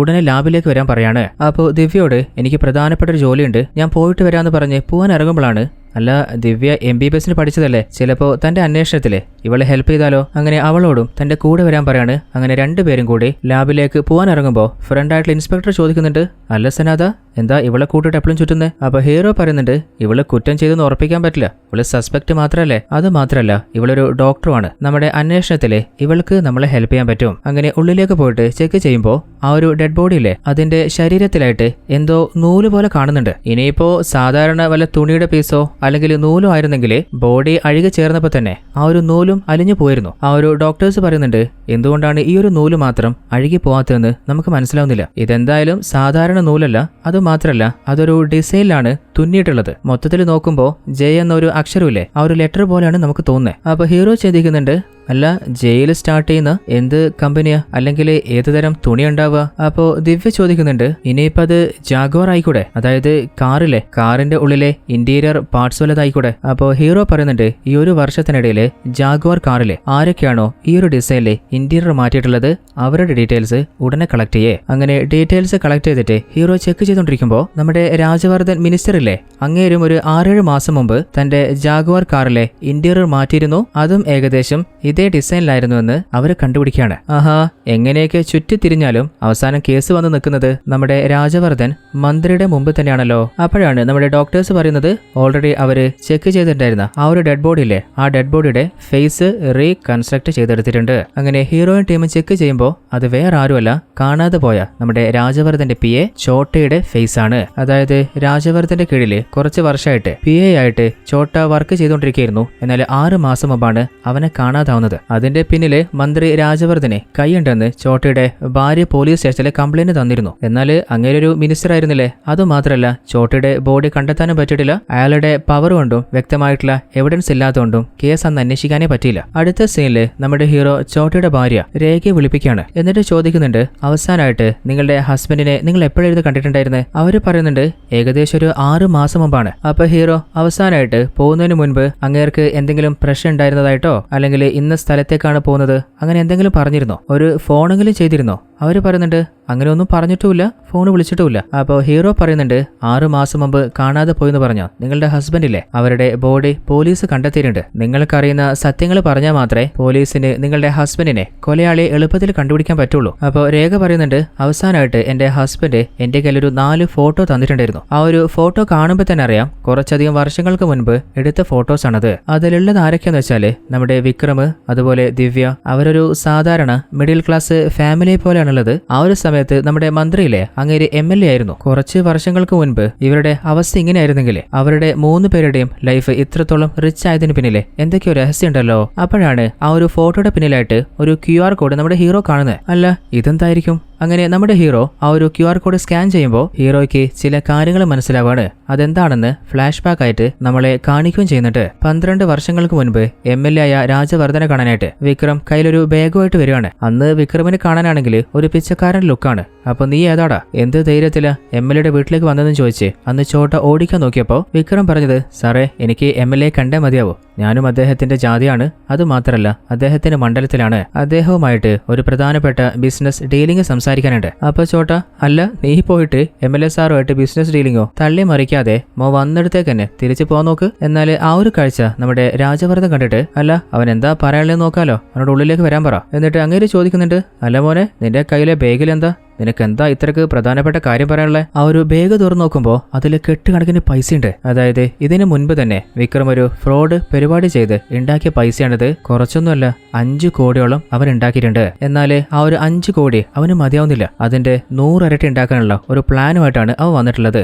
അതായത് ആ ഒരു 5 കോടി ഇൻവെസ്റ്റ് ചെയ്തിട്ട് ഒരു ഇൻവെസ്റ്റ്മെന്റ് കമ്പനി സ്റ്റാർട്ട് ചെയ്തിട്ട് സാധാരണ ജനങ്ങളിൽ നിന്ന് കോടിക്കണക്കിന് പൈസ നമുക്ക് ഉണ്ടാക്കാൻ പറ്റും. അതിന് ആദ്യം നമ്മൾ ചെയ്യേണ്ടത് സാറിന്റെ ഇപ്പോഴത്തെ മണ്ഡലയിലെ അവിടുത്തെ സാധാരണ ജനങ്ങൾക്ക് ഈ ഒരു 5 കോടി കൊണ്ടുപോയി കൊടുത്തിട്ട് അവർക്ക് പലിശയില്ലാതെ നമ്മൾ സ്റ്റാർട്ട് ചെയ്യാൻ പോകുന്ന VC കമ്പനിയിൽ നിന്ന് ലോണ് കിട്ടുന്ന അവരോട് പറയാം. അപ്പോൾ ജനങ്ങളുടെ ഉള്ളിൽ നിങ്ങളോട് ഒരു ബഹുമാനം വരും. നമ്മുടെ MLA പലിശയില്ലാതെ നമുക്ക് കടം വാങ്ങി തരുന്നില്ലേ? അതിനുശേഷം ജനങ്ങൾക്ക് നിങ്ങളുടെ മേലെ ബഹുമാനം കൂടും. അത് നമുക്ക് വോട്ടായി മാറ്റാനും പറ്റും, MLAയിൽ നിന്ന് മന്ത്രിയാവാനും പറ്റും. നമ്മളൊന്ന് മനസ്സറിഞ്ഞ് പ്ലാൻ ചെയ്തു കഴിഞ്ഞാൽ മന്ത്രി മാത്രമല്ല CM ആവാനുള്ള സാധ്യതയുണ്ട്. അത് കേട്ടപ്പോ നമ്മുടെ MLAക്ക് സന്തോഷം സഹിക്കാൻ പറ്റുന്നില്ല. ആഹാ മന്ത്രിയാ? എന്നിട്ട് വിക്രമനോട് ചോദിക്കുന്നുണ്ട്, അല്ലടാ നമ്മള് പലിശ വാങ്ങാതെ കടം കൊടുത്താല് എങ്ങനെയാ നമുക്ക് സമ്പാദിക്കാൻ പറ്റുക? നമ്മുടെ ബിസിനസ് ഡെവലപ്പ് ആവുക, പൈസ മൊത്തം വെറുതെ പോവില്ലേ? അപ്പൊ അവൻ പറയുന്നുണ്ട്, സാറേ അവിടെയാണ് എന്റെ ബ്രെയിൻ വർക്ക് ചെയ്യാൻ പോകുന്നത്. പലിശയില്ലാതെ ജനങ്ങൾക്ക് ലോൺ കൊടുക്കണമെങ്കിൽ ആദ്യം അവരെ കൊണ്ട് ഡെയിലി 10 രൂപ ഇൻവെസ്റ്റ് ചെയ്യുന്ന ഒരു പ്ലാനിൽ ചേർക്കുക. ഇനിയിപ്പോ നിങ്ങൾ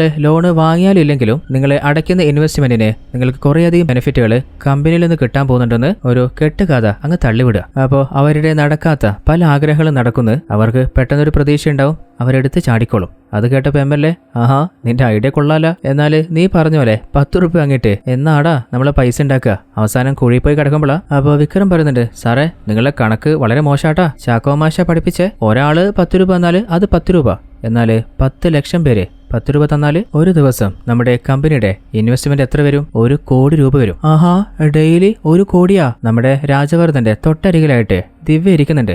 ദിവ്യ ആരാന്ന് വെച്ചാല് നമ്മുടെ മന്ത്രിയുടെ ഒരു സെറ്റപ്പ് ആയിരുന്നു. അപ്പോ വിക്രമിനെ ദിവ്യയും സപ്പോർട്ടാണ്. ഇവന്റെ ഐഡിയ എന്തായാലും കൊള്ളാം. ഇവന്റെ കഴിവ് വെച്ചിട്ട് ജനങ്ങളെ എളുപ്പത്തിൽ പറ്റിക്കാനും പറ്റും. കുറഞ്ഞ വർഷത്തിൽ തന്നെ നമുക്ക് കോടീശ്വരന്മാരാവാൻ പറ്റും. നിങ്ങൾക്ക് ഈസി ആയിട്ട് മന്ത്രിയാവാനും പറ്റും. അപ്പൊ അതിന് ആകെ വേണ്ടത് നിങ്ങളുടെ സപ്പോർട്ട് അവന് കൊടുത്താൽ മതി. അത് കേട്ടപ്പോ നമ്മുടെ വിക്രമിന് ദിവ്യയുടെ മേലെ ഒരു റെസ്പെക്ട് തോന്നുന്നുണ്ട്. സാറേ നമുക്ക് ഇവരെയും നമ്മുടെ കമ്പനിയിലെ ഒരു പാർട്ണറാക്കി മാറ്റാം. നമ്മുടെ കമ്പനിയിലെ ഒരു പെണ്ണ് പാർട്ണർ ആണെങ്കിൽ അത് നമുക്ക് പലപ്പോഴും ഉപകാരപ്പെടും. അങ്ങനെ വിക്രമിന്റെ പല രഹസ്യങ്ങളും ആ ഒരു QR കോഡിൽ ഡോക്യുമെന്റ് ചെയ്തു വെച്ചിട്ടുണ്ട്. അടുത്ത സീനില് നമ്മുടെ ഹീറോയ്ക്ക് ഏകദേശം ഉറപ്പാണ് ആ 5 ആളുകളിൽ ആരുമാണ് വിക്രമിനെ കൊലപ്പെടുത്തിയത്. അങ്ങനെ വീണ്ടും അവരെ വിളിപ്പിച്ചിട്ട് ചോദ്യം ചെയ്യാണ്. ആ ഒരു 5 പേരുടെയും ബാക്ക്ഗ്രൗണ്ട് ചെക്ക് ചെയ്ത് നോക്കുമ്പോൾ ദിവ്യ ഒഴികെ ബാക്കി 4 പേർക്കും ആ ഒരു കമ്പനിയിൽ നിന്ന് അവരുടെ ലൈഫിൽ പല പ്രശ്നങ്ങളും സംഭവിച്ചിട്ടുണ്ട്. അതിൽ ഒരു പെൺകുട്ടിയെ വിക്രം സെക്ഷലി അബ്യൂസ് ചെയ്തിട്ടുണ്ട്. അപ്പൊ അവൾക്ക് വിക്രമിനെ കൊല്ലാനുള്ള മോട്ടീവ് ഉണ്ട്. ബാക്കി 3 പേരാണെങ്കിൽ ആ ഒരു കമ്പനിയിൽ നിന്ന് അവരുടെ ഫാമിലിയിലെ ആരെങ്കിലും, ഒന്നുകിൽ അച്ഛൻ അല്ലെങ്കിൽ ഏട്ടൻ അല്ലെങ്കിൽ അമ്മ, അങ്ങനെ ഒരാള് ആ ഒരു കമ്പനിയുടെ ഫേക്ക് അഡ്വർടൈസ്മെന്റ് വിശ്വസിച്ചിട്ട് കുറച്ച് വലിയ ലോൺ എടുത്തിട്ടുണ്ട്. എന്നാൽ കമ്പനി പറഞ്ഞതിലും ഇരട്ടിയുടെ മേലെ പലിശ തിരിച്ചെടുക്കാൻ പറ്റാതെയായി അവരുടെ ടോർച്ചർ സഹിക്കാനും പറ്റാതെയപ്പോ അവര് ആത്മഹത്യ ചെയ്തിട്ടുണ്ട്. അതിൽ നമ്മുടെ ഹീറോയുടെ എക്സ് ലവറായിട്ടുള്ള മായയുടെ അച്ഛനുണ്ട്. അതായത് അവർക്ക് എല്ലാ ആളുകൾക്കും വിക്രമിനെ കൊല്ലാനുള്ള വ്യക്തമായിട്ടുള്ള മോട്ടീവ് ഉണ്ട്. അപ്പോ ആരോ പ്ലാൻ ചെയ്തിട്ട് തന്നെയാണ് ആ ഒരു പാർട്ടിയിൽ എല്ലാ ആളുകളുടെ മദ്യത്തിലും മയക്കുമരുന്ന് മിക്സ് ചെയ്തതും തക്ക നോക്കിയിട്ട് വിക്രമിനെ കൊന്നു തള്ളിയതും. അല്ലെങ്കിൽ ഒന്നുകിൽ നിങ്ങൾ 5 ആളുകൾ കൂട്ടുചേർന്നിട്ട് അല്ലെങ്കിൽ നിങ്ങൾ 3 ആളുകൾ കൂട്ടുചേർന്നിട്ടാണ് വിക്രമിനെ കൊന്നു തള്ളിയത്. എന്നാൽ അവര് പറയുന്നുണ്ട്, സാറേ നിങ്ങൾ പറയുന്ന പോലെയല്ല, ഞങ്ങള് 4 പേര് വിക്രമിനെ കൊന്നുകളയാനുള്ള പ്ലാൻ ഉണ്ടാക്കിയിരുന്നു. അതിനു വേണ്ടിയിട്ട് ആ ഒരു മദ്യത്തില് മയക്കുമരുന്ന് മിക്സ് ചെയ്യുകയും ചെയ്തിരുന്നു. എന്നാൽ ഞങ്ങളല്ല കൊലപ്പെടുത്തിയേ, കാരണം ഞങ്ങൾ ആ ഒരു പ്ലാന് നടത്തുന്നതിന് മുൻപ് തന്നെ വിക്രമിനെ ആരോ കൊന്നിരുന്നു. അപ്പൊ ഹീറോ പറയുന്നുണ്ട്, അങ്ങനെയാണെങ്കിൽ അതിന്റെ പിന്നില് ദിവ്യ തന്നെയാണ്. അപ്പൊ ഇൻസ്പെക്ടർ ചോദിക്കുന്നുണ്ട്, നിനക്കത് ഓൾറെഡി മനസ്സിലായാലേ പിന്നെ എന്തിനാ ഇത്രയും നേരം ഈ ഒരു അന്വേഷണം മുന്നോട്ട് കൊണ്ടുപോയേ? അപ്പൊ ഹീറോ ദിവ്യക്ക് ആരെങ്കിലും ഹെൽപ്പ് ചെയ്തിട്ടുണ്ടോ എന്ന് മനസ്സിലാക്കാനാണ്. എങ്ങനെയാണ് വിക്രമിനെ കൊലപ്പെടുത്തിയത് ദിവ്യയാണെന്ന് ഹീറോ കണ്ടെത്തിയെന്ന് വെച്ചാല് ആ ഒരു ഗണ്ണില് ദിവ്യയുടെ ഫിംഗർ പ്രിന്റ് ഉണ്ടായിരുന്നു. എന്നിട്ട് ദിവ്യയോട് ചോദിക്കുന്നുണ്ട്, ഇനി നീ സത്യം പറ, എന്തിനാ വിക്രമിനെ നീ കൊലപ്പെടുത്തിയേ? അപ്പോ അവൾ ആ ഫ്ലാഷ് ബാക്ക് പറയാണ്. ഓൾറെഡി ഓൾറെഡി വിക്രം പ്ലാൻ ചെയ്ത് എന്താന്ന് വെച്ചാല് ഒരു 500 കോടിയുടെ മേലെ ഇൻവെസ്റ്റ്മെന്റ് തന്റെ കമ്പനിയിലായി കഴിയുമ്പോൾ ചെറിയ ചെറിയ പ്രശ്നങ്ങൾ സ്റ്റാർട്ടാകാൻ തുടങ്ങും. ജനങ്ങൾ പൈസ ചോദിക്കാനും തുടങ്ങും. അതിനു മുൻപ് തന്നെ ആ ഒരു പൈസ മുഴുവനായിട്ട് അടിച്ചു മാറ്റിയിട്ട് മെല്ലെ നാട് വിട്ട് മറ്റൊരു രാജ്യത്തേക്ക് കടന്നു കളയാനായിരുന്നു. എന്നാൽ മന്ത്രിയുടെ ഭാഗത്തുനിന്നോ ദിവ്യയുടെ ഭാഗത്തുനിന്നോ ഒരു പ്രശ്നം ഉണ്ടായിരുന്നല്ലോ. അപ്പൊ അവരെ വിളിപ്പിച്ചിട്ട് അവരുമായിട്ട് ഡിസ്കസ് ചെയ്യാണ്. ഇപ്പൊ കമ്പനിയില് 500 കോടി ആയിട്ടുണ്ട്. അതില് 400 കോടി എനിക്ക്, ബാക്കി 100 കോടി മിനിസ്റ്ററിന്. അത് കേട്ടപ്പോ മിനിസ്റ്ററിന് വല്ലാതെ കലിപ്പാവാണ്. എന്റെ വീട്ടിലേക്ക് നീ വന്നപ്പോ നിന്റെ കോലെന്തായിരുന്നു? ഒരു പിച്ചക്കാരനായിരുന്നില്ലേ? ആ ഒരു ഓർമ്മ ഇപ്പോഴും ഉണ്ടാ? പങ്കുവെക്കുകയാണെങ്കിൽ അത് നേർ പകുതിയായിട്ട് പങ്കുവെക്ക്. അല്ലാതെ നീ വലിയ ആളെ പോലെ 400 കോടി നിനക്കും 100 കോടി എനിക്കോ? അപ്പൊ ദേഷ്യത്തില് വിക്രം പറഞ്ഞത് കിട്ടുന്നത് വാങ്ങിട്ട് പോയിക്കോ, ഇല്ലെങ്കിൽ ബുള്ളറ്റ് നെറ്റിയിൽ ഇറക്കും ഞാന്. അപ്പൊ ദിവ്യ, അല്ല വിക്രം നീ എന്താ ചെയ്യുന്നേ? നിന്റെ മൈൻഡ് എന്തോ ഡിസ്റ്റർബ് ആകാൻ തോന്നുന്നുണ്ട്, നമുക്ക് പിന്നെ സംസാരിക്കാന്ന് പറഞ്ഞ് അവള് മിനിസ്റ്ററെ അവിടുന്ന് കൂട്ടിക്കൊണ്ട് പോവാണ്. അങ്ങനെ മന്ത്രി പോയി കഴിഞ്ഞ ശേഷം ദിവ്യ തിരിച്ചു വന്നിട്ട് നമ്മുടെ വിക്രവുമായിട്ട് റൊമാൻസ് ചെയ്യുന്ന പോലെ അവനോട് ചോദിക്കുന്നുണ്ട്, അല്ല നമ്മുടെ കമ്പനിയിൽ ഇപ്പോ 500 കോടി ഇൻവെസ്റ്റ്മെന്റ് ആയിട്ടില്ലേ? അതില് 400 കോടി നിനക്ക്, 100 കോടി മിനിസ്റ്ററിന്. അല്ല നിങ്ങളെന്താ എന്റെ ഷെയറിനെ കുറിച്ച് ഒന്നും പറയാത്തെ? അപ്പൊ വിക്രം ചോദിക്കുന്നുണ്ട്, ആഹാ നീ എന്നെ മയക്കിയിട്ട് അതിന്റെ ഇടയില് എന്നെ കൊണ്ട് നിനക്കുള്ള ഷെയർ വാങ്ങിയെടുക്കാന്നാ? നീ ആരാണെന്ന് നിനക്കറിയോ? നീ ഒരു പ്രോസ്റ്റിറ്റ്യൂട്ടാണ്, മര്യാദ കൊടുന്ന് പോയിക്കോ. എന്നാൽ അത് കേട്ടപ്പോൾ അവൾക്ക് വല്ലാതെ ദേഷ്യമായിട്ടുണ്ട്. ഈ ഒരു കമ്പനിക്ക് വേണ്ടിയിട്ട് കഴിഞ്ഞ 12 വർഷമായിട്ട് ഞാൻ എത്രത്തോളം കഷ്ടപ്പെട്ടിട്ടുണ്ട്, ഇവർക്ക് വേണ്ടിയിട്ട് എന്തൊക്കെ നെറുകടി ചെയ്തിട്ടുണ്ട്. അങ്ങനെ ആ ഒരു ദേഷ്യത്തില് മദ്യപിച്ച ശേഷം പിന്നീട് അധികം ഒന്നും ചിന്തിച്ചില്ല, ഗണ്ണെടുത്ത് അവന്റെ നെഞ്ചത്ത് പൊട്ടിക്കുകയാണ്. എന്നിട്ട് ഒന്നും അറിയാത്ത പോലെ അവിടുന്ന് നൈസായിട്ട് സ്കൂട്ടായതാണ്. അങ്ങനെയാണ് വിക്രമിന്റെ മരണം സംഭവിച്ചതെന്ന് അവള് പറയുന്നുണ്ട്. അപ്പൊ ഹീറോ, അതവിടെ നിൽക്കട്ടെ, നിങ്ങളുടെ മന്ത്രി രാജവർദ്ധനില്ലേ, അവന്റെ PA ചോട്ടയെ എന്തിനാ നിങ്ങൾ കൊലപ്പെടുത്തിയെ? അതായത് VC കമ്പനി സ്റ്റാർട്ട് ചെയ്യുന്ന സമയത്തുള്ള നമ്മുടെ ഡിസ്കഷൻ മുഴുവനായിട്ട് അവന് വീഡിയോയും ഫോട്ടോയായിട്ട് എടുത്തു വെച്ചിരുന്നു. എന്നിട്ട് നമ്മുടെ കമ്പനിയിലെ അവനും ഷെയർ വേണമെന്ന് അവൻ വാശി പിടിച്ചപ്പോൾ അവനെ കാറിൽ വെച്ച് തന്നെ തീർത്ത് കളയായിരുന്നു. അങ്ങനെ ഏകദേശം കേസ് ക്ലോസ് ആയിട്ടുണ്ട്. കുറ്റവാളിയായിട്ട് ദിവ്യ അറസ്റ്റ് ചെയ്ത് കൊണ്ടുപോകുകയും ചെയ്യാണ്. അപ്പോഴാണ് നമ്മുടെ ഇൻസ്പെക്ടറെ ഫോറൻസിക് ഡോക്ടർ വിളിക്കുന്നത്. എന്നിട്ട് സാറേ കേസ് ക്ലോസ് ആയിട്ടില്ല, വിക്രമിന്റെ മരണ കാരണം ആ ഒരു 4 ബുള്ളറ്റില് ആദ്യം ഏറ്റ ആ ഒരു ബുള്ളറ്റ് ആയിരുന്നില്ലേ, ആ ഒരു ബുള്ളറ്റ് മേക്ക് ചെയ്തിട്ടുള്ളത് ബോൺ വെച്ചിട്ടാണ്. അതായത് വിക്രമിന്റെ മർഡറില് വേറെ ആർക്കോ കൈയുണ്ട്. അപ്പൊ ഇൻസ്പെക്ടർ നേരെ ഹീറോയോട്, സനാഥ വിക്രമിന്റെ മരണ കാരണമായിട്ടുള്ള ആ ഒരു ബുള്ളറ്റ് അത് ബോൺ ബുള്ളറ്റാണ് പോലും. അപ്പൊ ഹീറോ പറയുന്നുണ്ട്, അതെനിക്ക് നേരത്തെ അറിയാം. എന്ത് നിനക്കറിയാന്നോ? അതായത് കുറച്ച് നാളുകൾക്ക് മുൻപ് നമ്മുടെ ഹീറോയുടെ ഏട്ടൻ ഹാർട്ട് അറ്റാക്ക് വന്നിട്ട് മരണപ്പെട്ടു പോയിരുന്നില്ലേ? എന്നാൽ ശരിക്ക് അങ്ങേര് മരണപ്പെട്ടത് കുറേയധികം ഡ്രഗ്സ് യൂസ് ചെയ്തിട്ടാണ്. അതായത് ഹീറോയുടെ ഏട്ടൻ വളരെയധികം മെന്റൽ സ്ട്രെസ് അനുഭവിക്കുന്നുണ്ടായിരുന്നു. അങ്ങേരുടെ ലൈഫ് ടൈമിൽ അദ്ദേഹം സമ്പാദിച്ച മുഴുവൻ പൈസയും ഡബിൾ മടങ്ങ് റിട്ടേൺസ് കിട്ടുന്ന പ്രതീക്ഷിച്ചിട്ട് VC കമ്പനിയിൽ അദ്ദേഹം ഇൻവെസ്റ്റ് ചെയ്തിരുന്നു. എന്നാൽ അവര് പറഞ്ഞ കാലാവധിയായിട്ടും ആ ഒരു പൈസ തിരിച്ചു കിട്ടുന്നില്ല. ഇൻവെസ്റ്റ്മെന്റ് അധികം ആയുമില്ല. അതിന്റെ പേരിൽ കംപ്ലൈന്റ് കൊടുക്കാനായിട്ട് പോലീസ് സ്റ്റേഷനിൽ കയറി ഇറങ്ങിയിട്ടുണ്ട്, കോടതിയിൽ പോയിട്ടുണ്ട്, ആ ഒരു കമ്പനിയിൽ തന്നെ പോയിട്ട് ഫൈറ്റ് ചെയ്തിട്ടുണ്ട്. എന്നാൽ ഒരു റെസ്പോണ്ടും ആരുടെ ഭാഗത്തുനിന്നും കിട്ടിയില്ല. അതിനുശേഷമാണ് ഡ്രഗ്സിന് അടിമയാവുന്നതും അതിന്റെ എഫക്ട് കൂടിയിട്ടാണ് ഹാർട്ട് അറ്റാക്ക് വന്നിട്ട് അദ്ദേഹം മരണപ്പെട്ടു പോകുന്നതും. എന്നാൽ തന്റെ ഏട്ടന്റെ മരണ കാരണം എന്താണെന്ന് കുറച്ച് നാളുകൾക്ക് ശേഷമാണ് നമ്മുടെ ഹീറോയ്ക്ക് മനസ്സിലാവുന്നത്. അന്ന് ഹീറോ ആ ഒരു കമ്പനിയെക്കുറിച്ച് ശരിക്കും പഠിച്ചപ്പോൾ തന്റെ ഏട്ടനെ പോലെ തന്നെ കുറേയധികം പാവപ്പെട്ട ജനങ്ങളെ ആ കമ്പനിയിൽ ഇൻവെസ്റ്റ് ചെയ്തിട്ടുണ്ട്. തന്റെ ഏട്ടന്റെ ജീവൻ നഷ്ടപ്പെട്ട പോലെ ഇനി ആരുടെയും ജീവൻ നഷ്ടപ്പെടാൻ പാടില്ല. അത് മാത്രമല്ല ആരുടെയും പണം ഒരിക്കലും നഷ്ടപ്പെടാനും പാടില്ല. അങ്ങനെ മരണപ്പെട്ട തന്റെ ഏട്ടന്റെ ബോണ് വെച്ച് തന്നെ ഒരു ബുള്ളറ്റ് ഉണ്ടാക്കിയിട്ട് നമ്മുടെ ഹീറോ തന്നെയാണ് വിക്രമിന്റെ നെഞ്ചത്ത് പൊട്ടിച്ചിട്ട് അവനെ കൊന്നു തള്ളുന്നത്. നമ്മുടെ ഓഡിറ്ററും പറഞ്ഞിരുന്നില്ലേ, ഏതോ ഒരാള് ഹൂഡിയൊക്കെ ഇട്ടിട്ട് മുഖം മറിച്ച് കൺട്രോൾ റൂമിൽ കണ്ടിരുന്നു എന്ന്. എന്നാൽ ഇതിനു മുൻപ് അങ്ങനെ ഒരാളെ ഞാൻ കണ്ടിട്ടുമില്ല, അയാൾ ആരാണെന്ന് എനിക്ക് മനസ്സിലായിട്ടില്ല എന്ന്.